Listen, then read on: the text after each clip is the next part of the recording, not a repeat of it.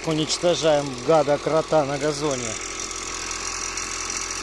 Силиконовая трубочка в дырочку запечатали. И все его ходы всплывают по пути.